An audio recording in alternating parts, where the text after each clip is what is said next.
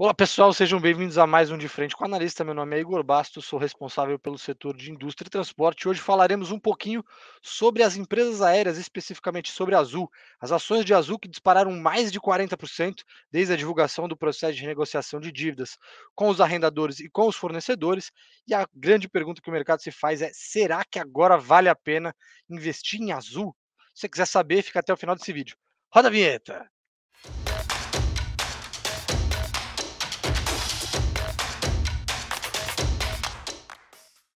Então, vamos ao relatório. Falar um pouquinho sobre o processo de renegociação de dívida de Azul. Foi anunciado na noite de domingo pela companhia. Só para a gente fazer uma recapitulação, né? A Azul, que durante os 2 anos de pandemia ali fez o deferimento de mais ou menos 3 bilhões de reais em dívida que ela tinha com os arrendadores, que são aquelas empresas que são responsáveis por repassar, né, alugar as aeronaves, alugar aqui entre aspas, é um contrato de leasing, mas alugar as aeronaves para as companhias aéreas.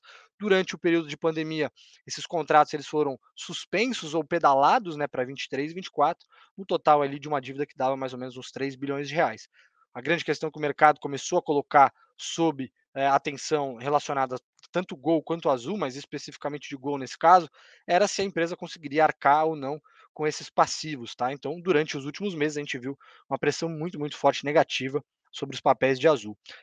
A partir do momento que a companhia divulgou que havia conseguido negociar essa dívida, pedalar isso lá para 2030, a reação foi muito, muito positiva. Lembrando que no dia de ontem, na manhã de ontem, antes do mercado abrir, a Azul também divulgou os resultados do quarto trimestre. Então, nosso relatório aqui ele vai trazer uma avaliação não só do processo de negociação de dívida, como também é, sobre os pontos principais do relatório divulgado aí referente ao quarto trimestre de 2022. Então vamos lá, começando pelo relatório, tá? Os números divulgados pela Azul, eles vieram muito em linha com o que a gente estava esperando, porém com um nível de rentabilidade melhor do que o esperado, tá? Então isso, dado maior taxa de ocupação, você consegue diluir mais custos fixos. A gente viu a empresa apresentando margens melhores do que a gente esperava e do que o mercado esperava de maneira geral.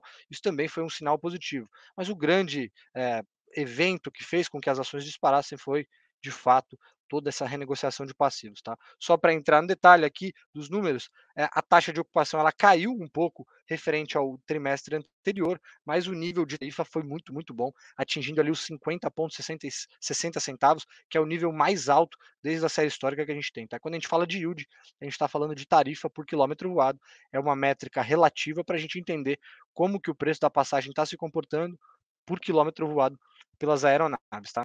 Vamos falar agora do processo de renegociação de dívida com os arrendadores.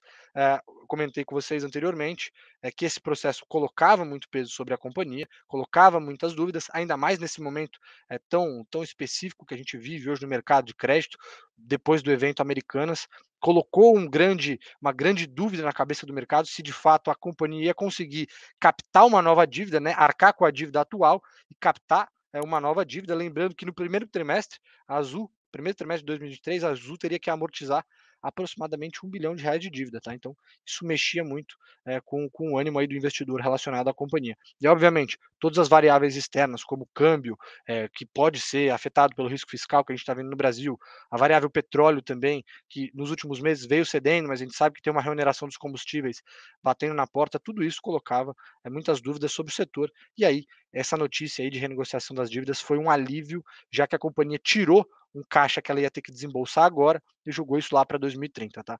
Antigamente, a Azul tinha uma perspectiva, eles divulgaram isso no Investor Day do ano passado, final de 2022. A perspectiva era de uma queima de caixa de aproximadamente 3 bilhões de reais, como eu comentei anteriormente, nesse ano de 2023. Agora, com esses acordos, a perspectiva é de zerar a queima de caixa, então ter a operação correndo quase no 0 a 0 para aí sim, em 2024, começar a gerar caixa, um caixa mais robusto, aliviando assim as operações da companhia, tá? Lembrando que 80% da dívida da companhia hoje ela está atrelado a arrendamentos. Então esse movimento de negociação com os arrendadores é super importante para a Azul. E aí a grande pergunta que você deve estar se fazendo nesse momento é: poxa, mas por que os arrendadores eles aceitaram esse processo de negociação? Porque eles são bonzinhos? Eles, obviamente não, tá? Então, existe um ganho para os dois lados. No momento atual, você alivia toda essa queima de caixa, necessidade de caixa da companhia Azul, e para os arrendadores, a maioria dos contratos de aeronaves a serem entregues agora nos anos de 23 e 24, eles haviam sido haviam sido fechados, lá no começo, de 2019, então antes da pandemia. Isso, deu à Azul um preço de contrato, né, um preço de leasing, o preço do aluguel pago sobre o valor da aeronave, que era condizente à realidade da época. Então a gente está falando num cenário antes de inflação, antes de juros elevados no mundo inteiro, tá. Então o que que aconteceu? Pós todo esse processo, pós-pandemia, a gente se encontra hoje, em 2023, com um novo cenário, juros americanos super alto. A gente teve toda a questão de falta de semicondutores, que também impactou essas empresas responsáveis por comprar as aeronaves. Então, o cenário de custos era totalmente diferente. Qual foi a negociação entre a Azul e os arrendadores? Beleza, eu faço esse acordo para você pagar a dívida lá em 2030, mas a gente faz um ajuste aqui no preço que você vai ter que pagar pelo leasing, né? Qual é a porcentagem que isso vai custar do valor da aeronave total. Então você tem um aumento nessa conta, mas que obviamente ele é muito superficial, dado o que apertava o caixa da companhia era justamente esse desembolso de caixa, tá? Então por isso o mercado reagiu também, colocando aí Azul, respirando, colocando a cabeça para fora d'água, né, conseguindo respirar agora, mesmo nessa situação difícil. E agora falando da perspectiva para 2023, qual que é a nossa expectativa para 2023?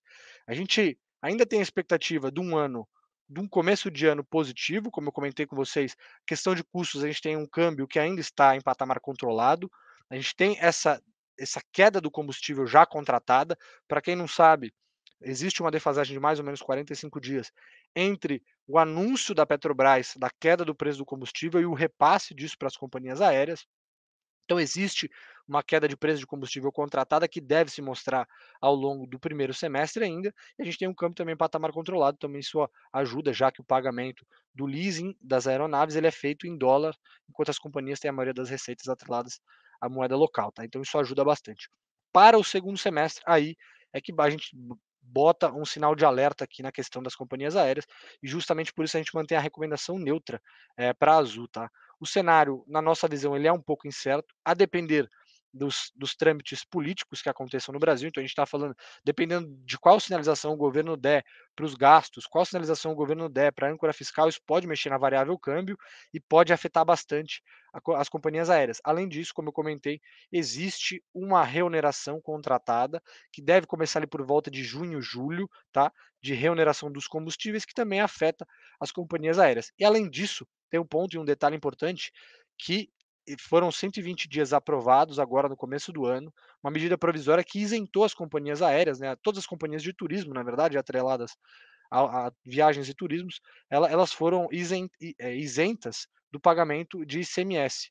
Então isso gerou um ganho para as companhias aéreas em termos de gastos, né, que não precisaram ser efetivados, tá? Então essa medida provisória ela tem duração de 120 dias e tem que ser votada no Congresso.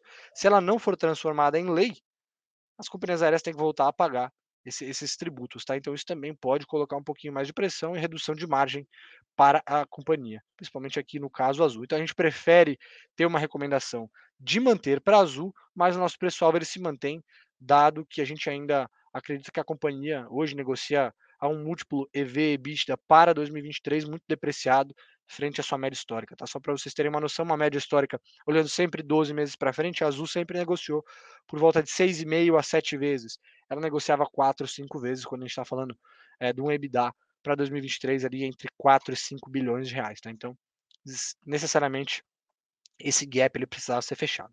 Então, acho que a grande história aqui do conteúdo é essa. Eu vou agradecer aqui se você deixar nos comentários qualquer dúvida que você tiver, qualquer pergunta que você tiver, fico aqui à disposição para você responder. E não deixe de acompanhar os outros programas, a gente está soltando agora vários conteúdos em vídeo com as avaliações da temporada de resultados. Então, vou deixar o convite também para você se inscrever no canal, acompanhar todos os programas da playlist de Frente com o Analista. Agradeço a sua presença e nos vemos no próximo programa. Um forte abraço.